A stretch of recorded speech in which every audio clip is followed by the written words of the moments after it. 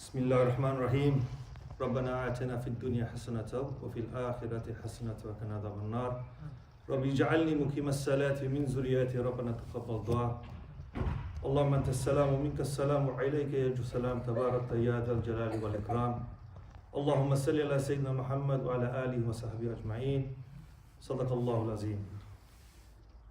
In any auspicious gathering, the first words from the khatib should be to glorify his Lord.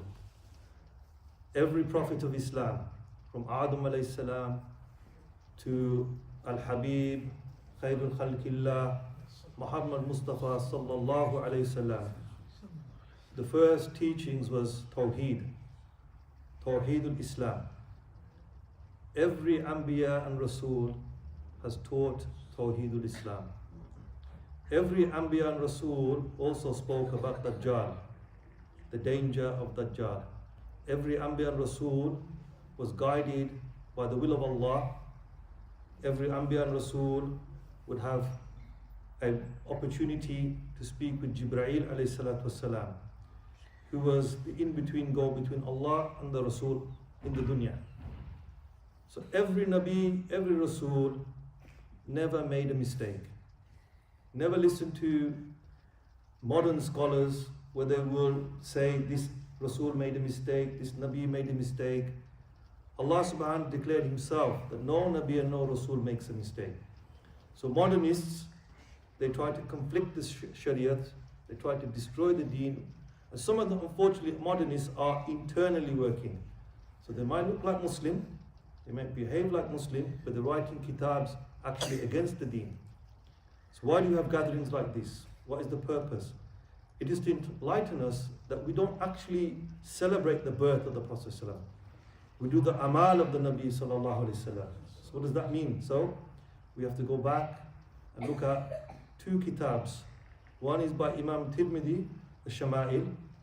He's the student of Imam Bukhari, Imam Muslim, and Sunan Abi Dawud. There's many other ustads, but these are the prominent ones. So Imam Tirmidhi rahimahullah, he writes about 400 hadith, 55 chapters, explaining how Rasulullah ate, slept, walked, talked, greeted, in general, his lifestyle. And the maghazi of a very famous tabi'i, Musa ibn Uqba, this kitab, it was hidden by the ulama. Many people say it went missing. No, I'll explain the story. It was actually hidden because 400 years, many times, the Europeans, mainly the British, they've been working and counter-working with organizations who claim to be Muslim, but they don't believe in the same Shariat as you and me. They've been working against making the historical terms of Islam different. So the Maghazi was kept by the ulama in Tunisia, the original manuscripts. Now it's been translated. Now if you were to search it, you'll find free copies of it. And it's been attested by ulama. It's a quite lengthy kitab. I can't talk the whole Maghazi in 40 minutes. Nor can I do the whole Shama'il Tirmidhi in 40 minutes. But we're going to touch base. We're going to go back as if historically to remember at the time when Rasulullah arrived in this dunya, what was the situation, the halat of the people.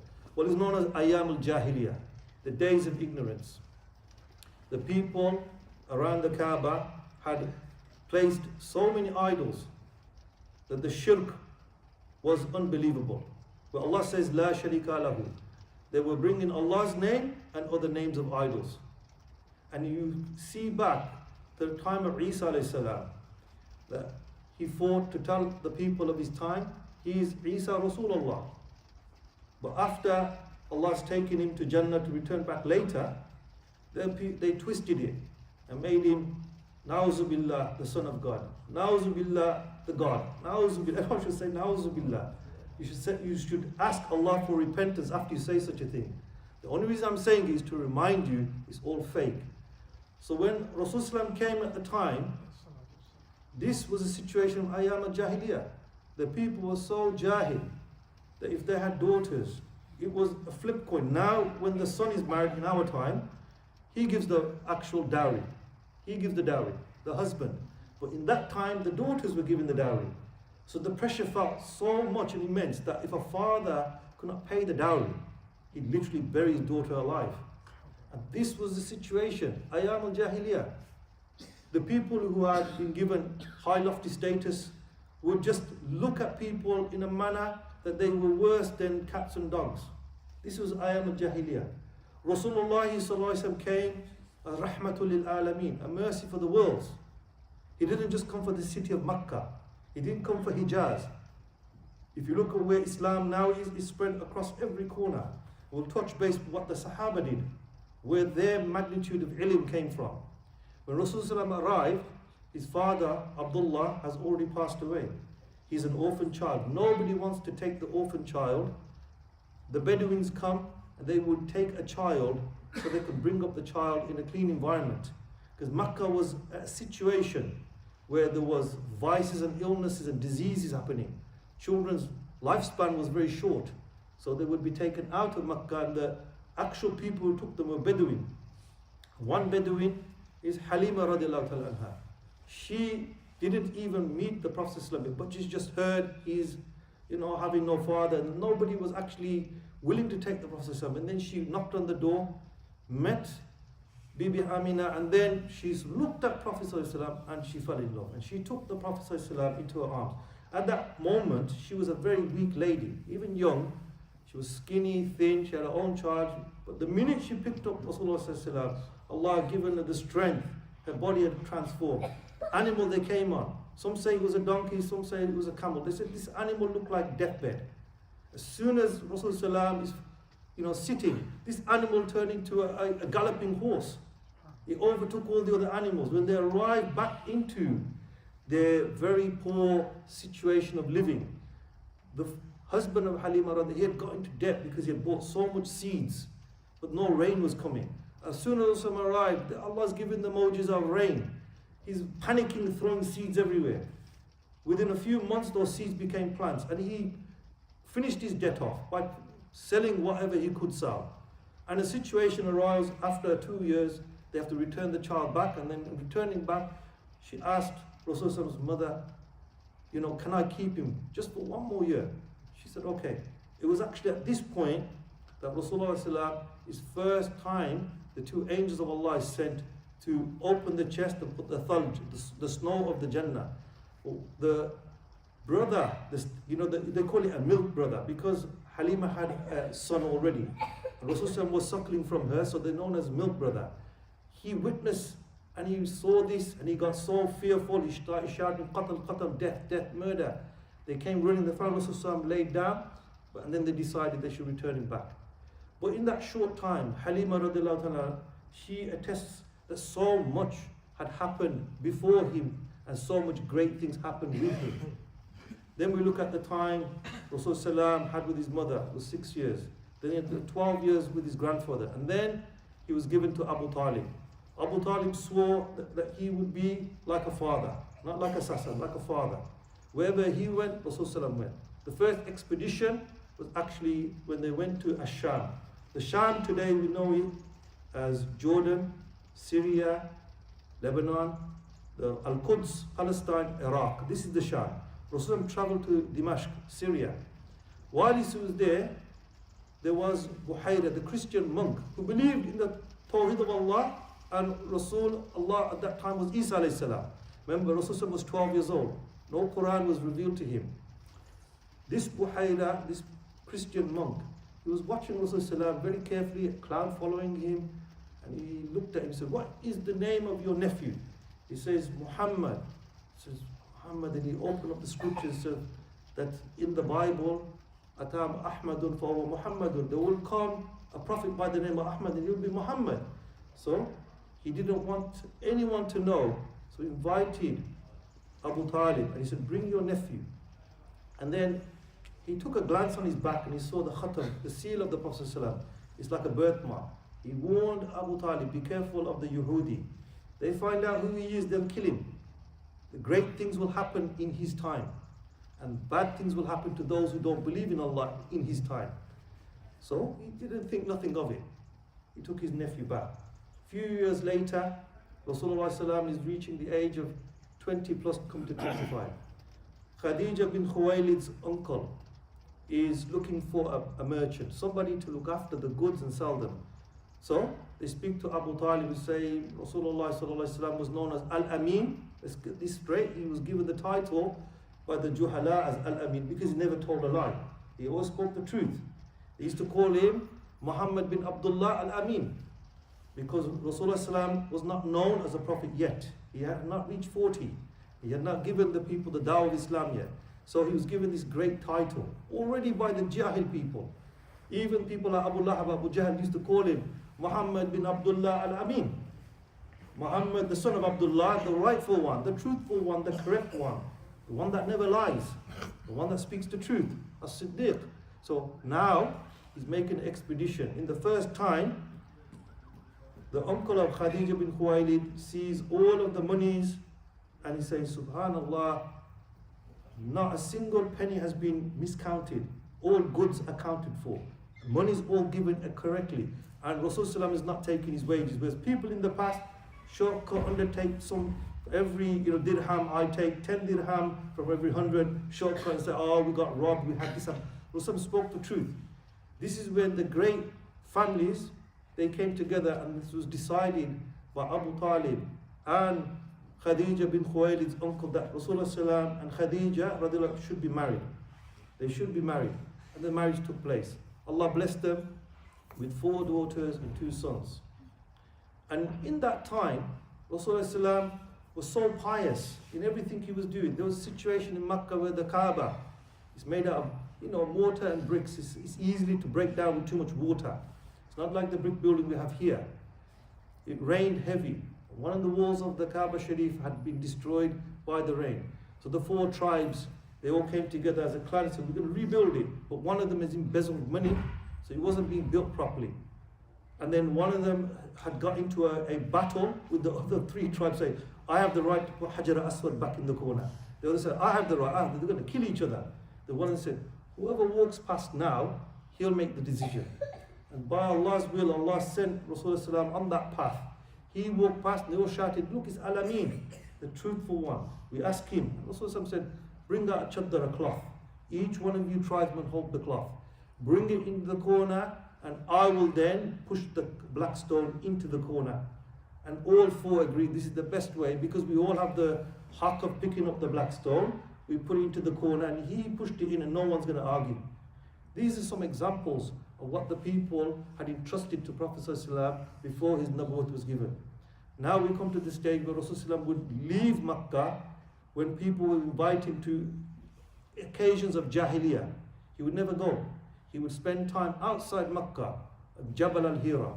And anybody been to Makkah, they'll know how the distance is. It's not just around the corner. It's quite a bit of a trek. Climbing up the mountains of a trek. Rasul would spend time. And it was in the month of Ramadan that Allah subhanahu wa ta'ala sent Jibreel alayhi salam. Now when Rasul first saw Jibreel alayhi salam, he was in shock. He doesn't know what he's looking at. So he put his head into his jubbah. And there he is. He looked out and Jibreel salam had covered the entire sky. And then Jibreel alayhi salam told him, Iqra bismi rabbika alladhi khalaq. Read in the name of your Lord that created. This was the first time Rasulullah himself said, I can't read. So he was squeezed on occasions and then he was given Nabil Ummi, the untitled, unlettered Prophet of Islam. So Islam came as the most perfect way we memorize the Quran. If you pick any Christian today, even their priest, tell them to read out from the top of their head and their heart 4 pages of the Bible. They can't do it. You grab anyone from any other faith, a Jew, you grab a Hindu or a Sikh, say 4 pages, let's go, watch.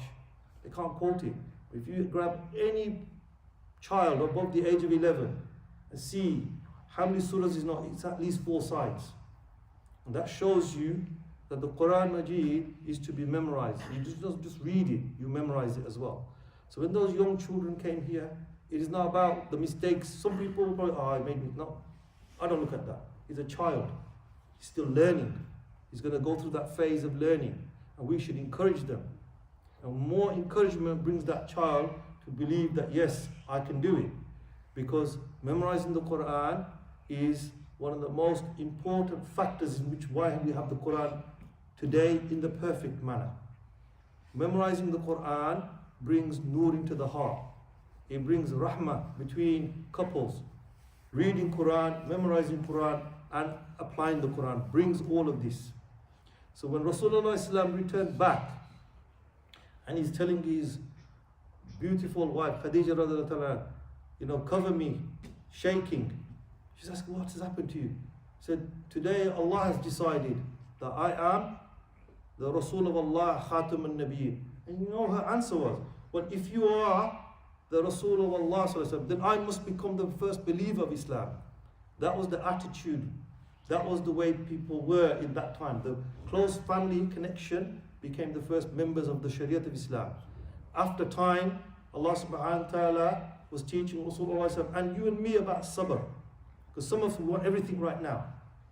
We want, after we read the salah, we make a long dua, we want all our situation, our halat to be gone. But Allah says, Inna mal usri yusra. Hardship then becomes the ease. All your life, Allah might test you and not give you the same wealth as the brother next door.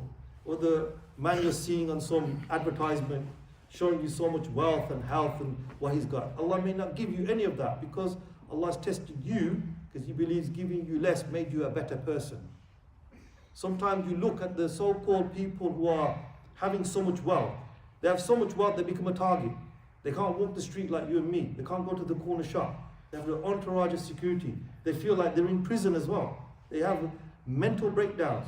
But you and I, if we walk, alhamdulillah, after going from the masjid to our home, we believe in the yaqeen that Allah will protect us, Allah will give us sanctity in His deen, and inshallah we're free to come back to the masjid without being harmed. This is the difference between us and people who look for fame. Fame does not get you anywhere. You should never look for fame as well. You should always look at the opportunity to learn and engage in ilm. This is why when Musa alayhi salam, when he was told, find Khidr alayhi salam, he would say that, oh Allah, increase my knowledge. Rabbi zidni ilma. Rabbi yassir wa la tu'assir wa tammim alayna bil khayr. Rabbi shrah li sadri wa yassir li amri wahlul 'uqdatam min lisani yafqahu. Oh Allah, increase my knowledge. Oh Allah, clean that between my chest. Oh Allah, only make me speak the truth from my tongue. These were the words of Musa alayhi salam. And these words Rasulullah preached as well, to reinvigorate that the deen of Allah subhanahu wa ta'ala isn't just based on iman, it's aman. And this is the most effective way of the deen, that you have to have the iman with the aman. You have to have the actual belief and the action that comes with it.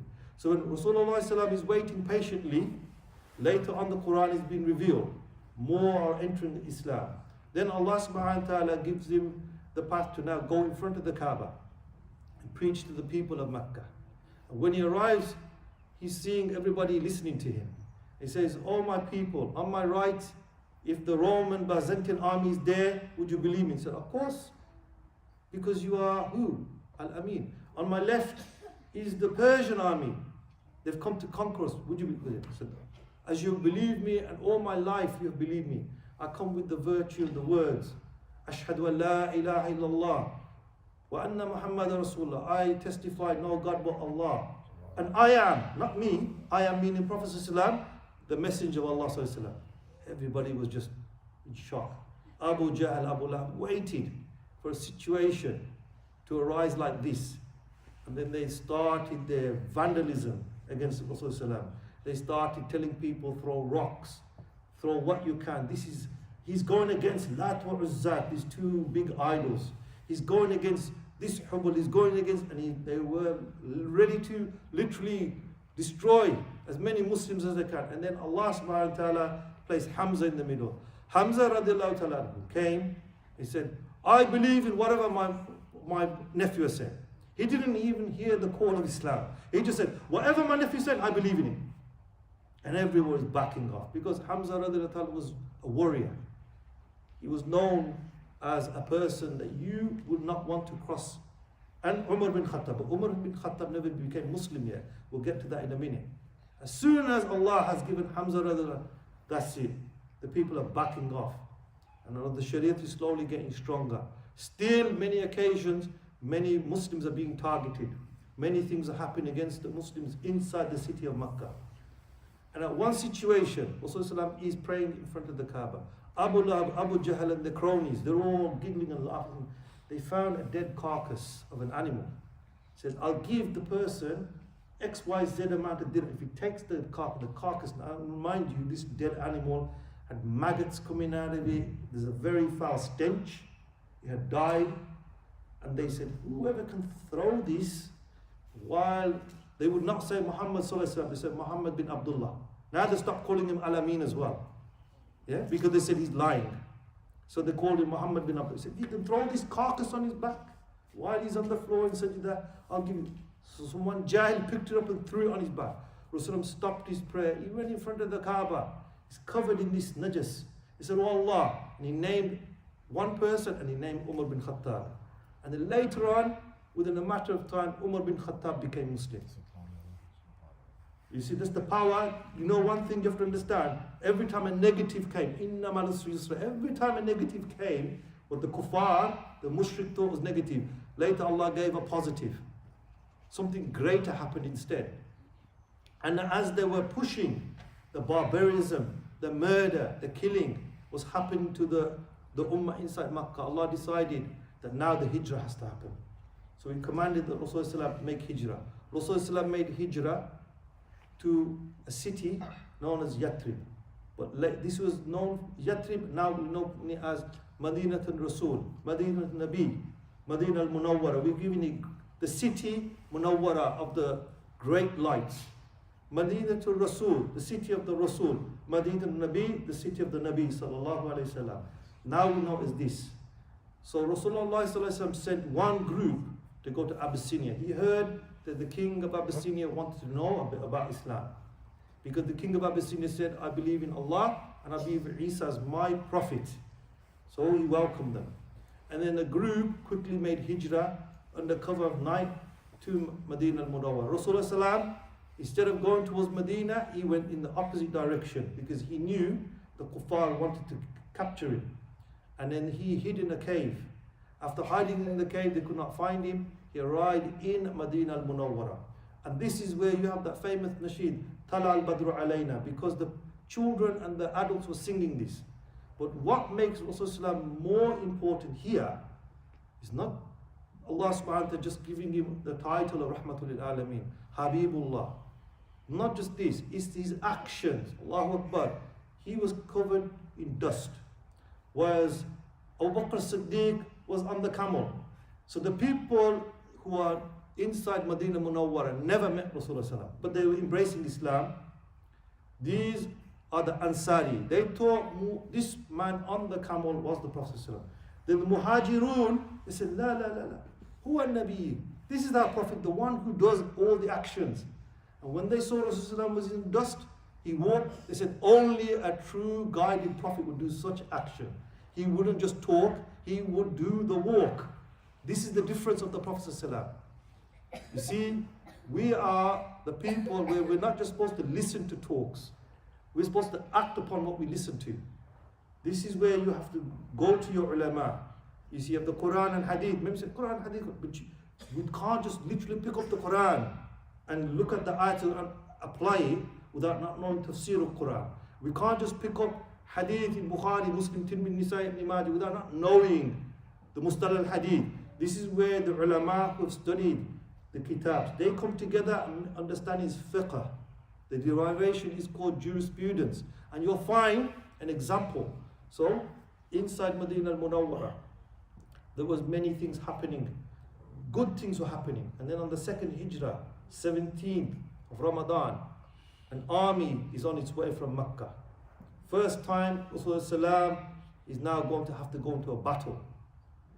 And Rasulullah, he takes himself in the masjid, sits with the Sahaba, but he is looking in the direction of the Qibla and he's asking Allah to give him guidance. Then Allah subhanahu wa ta'ala declares that they have to protect the city of Medina. They have to protect the elderly, the children, and they have to now declare the actual harb, the war against the non-Muslims. And there was only 300 plus Sahaba. In some narrations, you have to listen, this is not a normal army. some had sword, some had bricks, some had just a stone, some had dust. The ones who had dust, my ustad told me, he said, the ones who had dust, he said, what I'm going to do, I'm going to throw the dust in their eyes, blink and blind, and take the sword off them. Oh, that's my weapon, I got nothing. The other said, I'm going to throw a brick. But you know, hardly any Sahaba needed to fight. Because the narrations tell you from hadith that from the sky Allah sent Jibreel alayhi salam. An army of angels will wipe them out. How do we know this? Because the Sahaba bear witness. They said, we saw them coming, they fought one-on-one, and when the battle started, they turned around on the horse and ran the other way, and as they were galloping, their heads were being decapitated. We don't know. How does a head just get decapitated when a man riding a horse?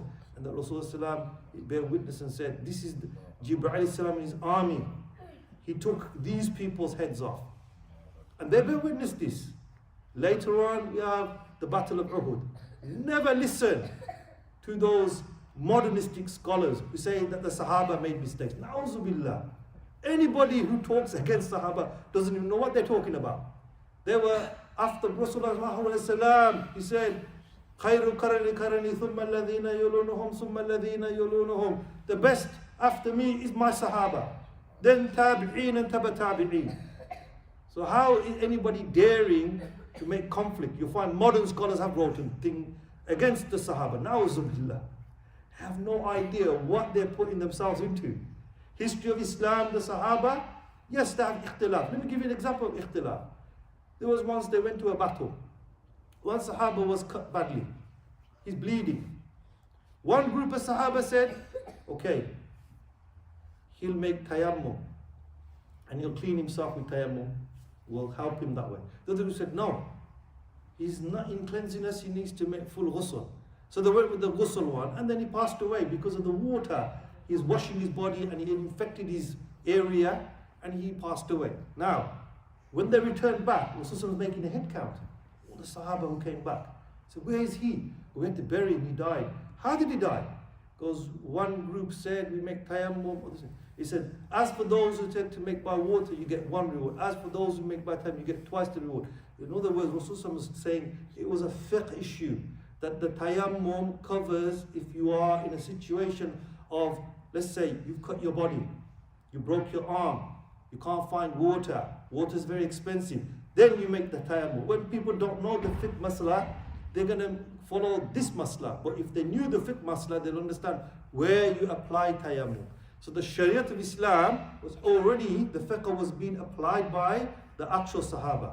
Another example, a young group of men came from Yemen, but they didn't have beards. They had very thick moustache. Rasulullah looked at them once and then turned his head to the right. He wouldn't look at them. And then he said, رَفَّ اللِّحْيَا وَيَنْقُصَ الشَّوَاهِرِ. He said, my Lord has told me to grow my beard and to trim my moustache. Who told you that? Our Lord told us to remove it. He goes, no. If you want to be Muslim, you have to let this flow. And how do we know the haqq of the beard? There's an example of Musa alayhi salam when he went to receive the actual Torah. He left his brother Harun alayhi salam. This is after they defeated this one big enemy. Does anybody know who the enemy of Musa alayhi salam was? Anybody? Fir'aun. After they had escaped Fir'aun, this is when Musa alayhi salam left his people. And the people who were pretend Muslims, they said, give us all the gold. They made this golden calf, started worshipping it.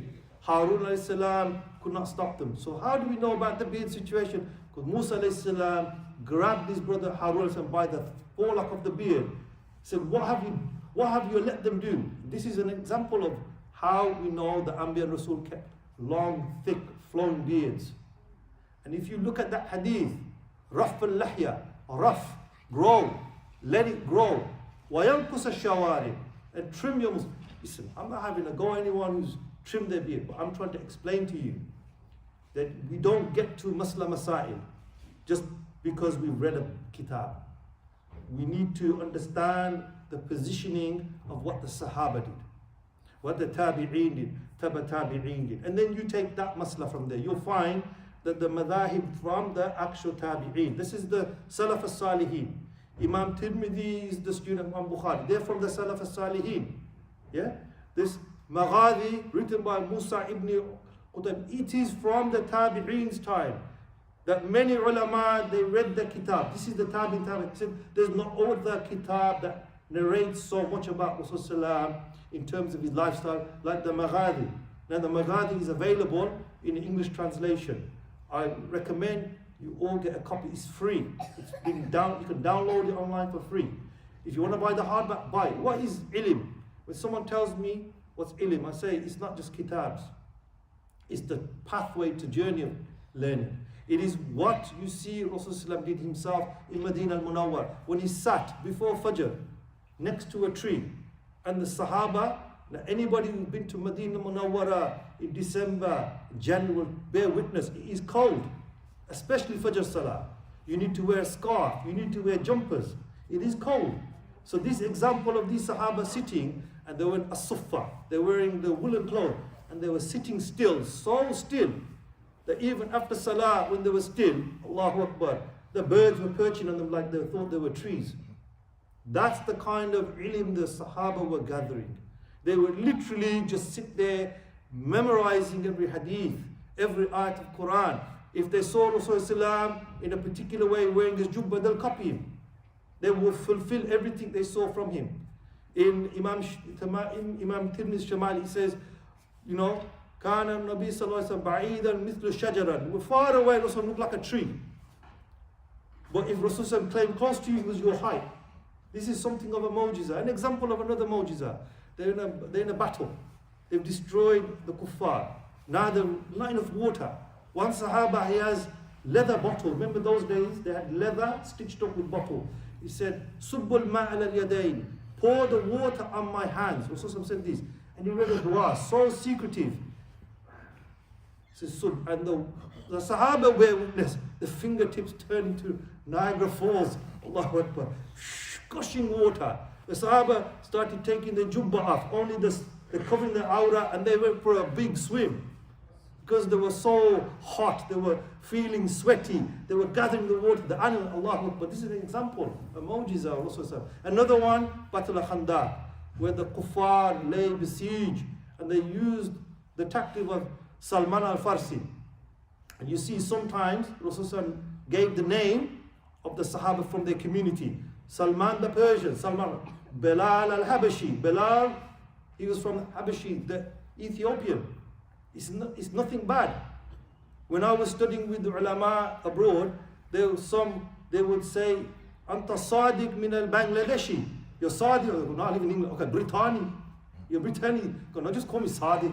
I don't need this title. But you'll find ulama, they have that name given to where they're from. And this is nothing wrong. This is the correct position. So, Salman al-Farsi, what does he do? He makes this huge trench, fills it. Remember, oil was available. They didn't use the oil to make car engines. They were using it for lamps. Rasulullah gave an example, said, the smallest sunnah you can do is give sadaqah, is let the lamps Al-Aqsa Masjid light. This is the smallest sunnah you can do for Al-Aqsa Masjid. So they had oil. They put the oil in the ground. They used all kinds of spears. The kuffar were trying for 40 plus days to get into Medina, but they couldn't. But there was a young Sahaba. He had some ajwa dates in his bag. Okay? Kana tamaru fi qisin. There was a small bag of dates. Rasulullah said, what's in the bag? He said, tamar. Tamar. He said, give it to me. And Rasulullah read a small dua. These du'as, they've never been written because that's a personal dua between Allah and His Rasul. We have not got that knowledge. He blew it, he said, now anybody walks past, tell him to take a date. Why did this situation arise? I'll explain. Before this, Rasulullah commanded the Sahaba to eat less. So they had to put a belt with a stone. One of the people was complaining so much, that Umar bin Khattab heard, he said, listen to me very carefully. You put one stone, I put three. I eat 3 times less than everybody. But I don't want to say it, but I'm pushing you to a situation, tell you, this is the mujahada we need to do. This is what we are on. We believe in Allah and His Rasul, and we believe in a clarity is coming, a great victory is coming. Yeah? And then this young Sahaba is giving small dates to everybody. After the battle's finished, thousands of the people had taken from the bag. He turned the bag inside out, there was only what he had said, about 10 dates. those 10 became thousands. That's an example of mu'jiza. Even you'll find that the barakah in your home, if your food, and I'm not going to say anything negative, you should listen to me. You have to make sure that your food, your money is halal. It's not embezzled money. It doesn't come from a haram source. Nor did you just, I tell this in children in school. I tell them, don't just take the person's crisps and food without his ijazah, because that's his food. He needs to tell you, yeah, you can take some. When you do put your hand in that packet, you don't take the whole lot out. You take a few. So the barakah is there. You say, Bismillah la barakatillah. In the name of Allah, the barakah. If you didn't know, they say, Bismillah awwal wa akhiru. In the name of Allah, the beginning and the end. You have to say Bismillah to stop the pangs of hunger of the devil inside you. So Rasulullah would tell every one of the Sahaba, in yufi qulubihim maradan fazadahum Allahu maradan. Inside you, Allah put a test. How do you control that test? He said, bitawaddu bil ghusl. He said, by making wudu and your ghusl correctly. Busalli salata khamsa marrata. Praying your salat 5 times. Adadan, on time. Bil waqt, time by time. Fajr, dhuhr, asr, maghrib, isha. On time. Not qada. On time. Qada, Rasulullah did only in the time is not even considered qada. It was in Hajj, where Rasulullah delayed the dhuhr until the time of asr. But that's we're not doing Hajj now. There's only the Rasulullah in the Hajj. That's a one-off situation. And another time, Rasulullah is the Fajr Salah. The sun was rising, they quickly prayed the Salah. They didn't make the qada. And then Imam Abu Hanifa rahimahullah, he said this is the reason why we delay the Salah until the sun is just about not rising but on the horizon of rising. Because of this hadith. So you have to understand, fiqh is the most important part. Not just the Quran and hadith, I'm learning it. No, you need the fiqh. You need the jurisprudence. Let me give you an example. You're studying only chemistry. You're fantastic in chemistry. But that's not going to make you a doctor. You're amazing just in biology. No knowledge of chemistry, that doesn't make you a doctor. Now you need the 2. The brothers and my brothers who studied medicine will tell you, without biology and chemistry, you're not a doctor. It's impossible. You won't know you know the physical number of the person, but you don't know the medicine to give them. So the Quran is the same situation. La ilaha illallah Muhammad Rasulullah is to Tawheed of Allah and act upon the Tawheed of Allah. To finish off, when Rasulullah went to the city of Mecca, and now the Meccans have seen from a group of 200 to a group of 100,000. He said, anybody who enters Islam is under our protection. And then Abu Sufyan became Muslim, many became Muslim. Rasulullah cleansed the Kaaba Sharif of all these idols. Because when we got to the Kaaba Sharif, we never saw the idols. But in Rasulullah's birth time, that's how it was. Pure ignorance. What we should take today from this gathering, I can't give you justice in 40 minutes. But what I can say to you is, apply the following. The Shahada. In between Shahada, Tahara, cleanliness. Batini wa zahir, internal, external. Read more zikr. Remember Allah, tasbih. And then Salah 5 times. If you are adorned to zakat, give zakat. Fast in Ramadan, if Allah giving you the opportunity. وَحَجُّ الْبَيْتَ مَنِ اسْتَطَاعَ سَبِيلًا, and go to the Hajj to Allah's house once in your lifetime. And with these few words, remember, when you have issues at home, with children, marriage, between even sometimes issue with your mom, with your dad, is shaitan causing the issue. Go back to the sunnah and look how Rasulullah taught us. He said, birrul walidain. Be kind to your parents. You find your parents screaming, shouting at you, you have to stay calm. They're old age. Sometimes they don't know what they're saying. So it's that you have to consider as well. Your children will test you, because mal wa awlad, money and wealth are 2 things that will test you the most. But to finish off, read durood. What you say in salah, Allahumma salli, Allahumma barik, read this. Play some form of Quran in your car or nasheed. Read tasbih. Bring dhikr to your heart. And you see the things that are causing confusion, stress, anxiety, money problems, they will mean nothing.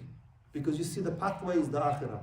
وَمَا عَلَيْنَا إِلَّا بَلَاغٌ. Assalamu alaikum wa rahmatullahi wa barakatuh. Jazakumullah for this opportunity. It's been a blessing. It's been a joy. Allah subhanahu wa ta'ala bring nur in your path. Allah subhanahu wa ta'ala bring you more closer to Him. And Allah subhanahu wa ta'ala help the brothers in Gaza and around the whole world. Jazakumullah khair. Jazakallah. Jazakumullah.